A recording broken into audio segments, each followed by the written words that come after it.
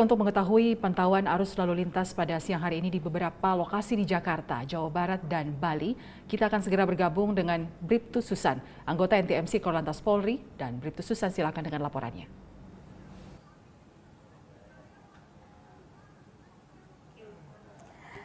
Selamat siang pemirsa, kembali saya Bribtu Susan melaporkan situasi arus lalu lintas dari beberapa titik di wilayah Indonesia. Dan untuk yang pertama, mari kita lihat bersama situasi arus lalu lintas di Bundaran Pondok Indah, Jakarta Selatan. Situasi arus lalu lintas pada siang hari ini dari Lebak Bulus yang akan menuju ke Blok M maupun Fatmawati masih terpantau cukup ramai lancar. Begitupun dari arah Lebak Bulus, Blok M maupun Fatmawati yang akan mengarah ke Bintaro terpantau cukup ramai lancar. Situasi arus lalu lintas masih tetap terlihat aman terkendali dan patuhi rambu lalu lintas diikuti arahan petugas kami yang berada di lapangan saat ini. Dan kita mengarah ke lokasi kedua di kilometer 4500 Pondok Gede. Situasi arus lalu lintas pada siang hari ini dari arah Cikampek yang akan menuju ke Jakarta terpantau kondusif lancar, begitupun arus lalu lintas sebaliknya. Kami himbau untuk mengecek kembali kondisi fisik kendaraan Anda serta kelengkapan surat-surat kendaraan Anda. Patuhi aturan dalam berlalu lintas. Dan kita mengarah ke lokasi yang ketiga di Pos Pol Simpang Sadang, Jawa Barat. Situasi arus lalu lintas dari Cikopo maupun Cikampek yang akan menuju ke Purwakarta terpantau ramai lancar didominasi oleh kendaraan besar.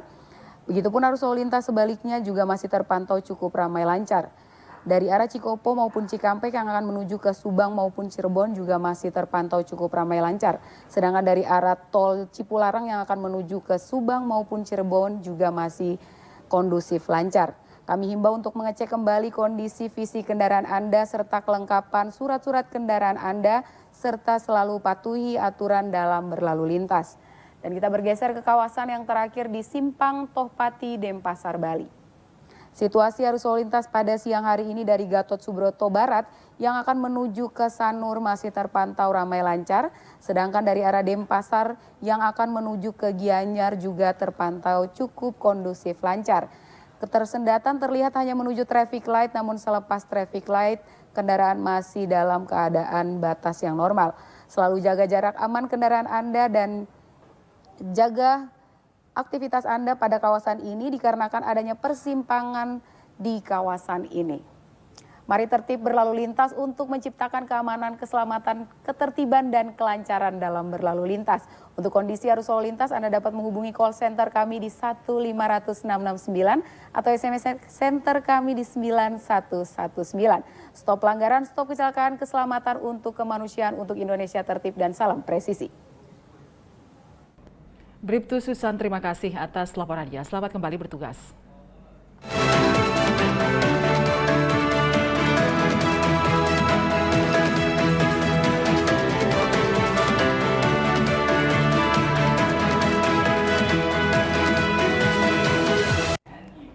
Polsek Lubuk Baja, Polresta Barelang menggelar konferensi pers pengungkapan pelaku pemerasan terhadap warga negara asing Singapura. Modus pelaku menggunakan aplikasi online dan menawarkan jasa pijat. Bertempat di Mapolsek Lubuk Baja, Kapolsek Lubuk Baja Kompol Yudi Arfian didampingi Kasih Humas Polresta Barelang, AKP Tigor Sidariba, serta Kanit Reskrim Ibda Jonathan Reinhard Pakpahan menggelar konferensi pers pengungkapan pelaku pemerasan terhadap warga negara asing asal Singapura. Pelaku yang diamankan berinisial TK berusia 23 tahun serta B berusia 24 tahun. Sementara itu, pelaku H masih dalam pencarian. Kapolsek Lubuk Baja Kompol Yudi Arfian menjelaskan para pelaku melakukan pemerasan kepada korban melalui aplikasi online W. Pelaku menawarkan jasa pijat. Pada hari Minggu 3 September 2023 sekitar pukul 18 waktu Indonesia Barat, pelaku menjemput korban di Nagoya Tamrin dan membawanya ke salah satu hotel. Setibanya di hotel, korban dipijat tanpa menggunakan busana yang ternyata divideokan oleh pelaku. Tidak lama kemudian, dua pelaku lainnya masuk ke dalam kamar hotel, mengancam korban dengan meminta uang agar videonya tidak diviralkan. Awalnya terlapor menghubungi korban untuk mau minta untuk di message atau dipijat. Jadi jasa pijat. Kemudian pelaku menjemput korban di Nagoya Tamrin dan membawa ke Hotel Polaris kamar 209. Kemudian setelah di dalam kamar, korban pun disuruh untuk membuka baju agar dapat dipijat. Sekira pukul 19.00 atau jam 7 malam, pelapor sedang tiba-tiba didatangi 2 orang laki-laki dan langsung masuk ke dalam kamar. Selanjutnya mengancam korban untuk diviralkan serta meminta sejumlah uang kepada korban. Akibat dari kejadian tersebut, korban mengalami kerugian sebesar Rp7.720.000. Atas perbuatannya, pelaku disangkakan melanggar pasal 368 ayat 1 KUH Pidana, Jungto pasal 55 ayat 1 ke 1 KUH Pidana tentang tindak pidana pemerasan dengan ancaman hukuman maksimal 9 tahun penjara. Tim Humas Polsek Lubuk Baja Polresta Barelang melaporkan untuk Polri TV. Kurang dari 24 jam, Polres Sukabumi berhasil membekuk pelaku perampokan minimarket di Bojong Genteng.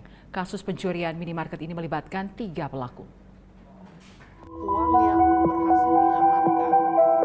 Polres Sukabumi menggelar konferensi pers kasus tindak pidana pencurian dengan kekerasan yang terjadi di sebuah minimarket. Bertempat di Bojong Genteng pada tanggal 6 Oktober 2023, pelaku tindak pidana pencurian berhasil diamankan. Kapolres Sukabumi AKBP Maruli Pardede menjelaskan bahwa kasus pencurian dengan kekerasan ini melibatkan 3 orang pelaku, yaitu SR berusia 34 tahun, LR berusia 29 tahun, serta RBP berusia 34 tahun. Untuk saat ini, LR dan RBP masih dalam proses pencarian. Para pelaku berpura-pura ke ATM saat minimarket hendak tutup. Setelah dipersilakan masuk oleh karyawan minimarket, pelaku SR dan RBP mengelabui korban dan melakukan penodongan menggunakan senjata tajam, mengikat tangan dan kaki korban, serta menutup mulut korban dengan lakban. Kapolres Sukabumi AKBP Maruli Pardede mengatakan uang yang berhasil diambil pelaku dari brankas sebesar kurang lebih 30 juta rupiah yang terdiri dari beberapa pecahan. Saat ini Polres Sukabumi fokus mencari keberadaan 2 pelaku lainnya. Uang yang berhasil diamankan atau diambil ya oleh para pelaku dari brankas Alfamart sebesar 30 juta rupiah kurang lebih.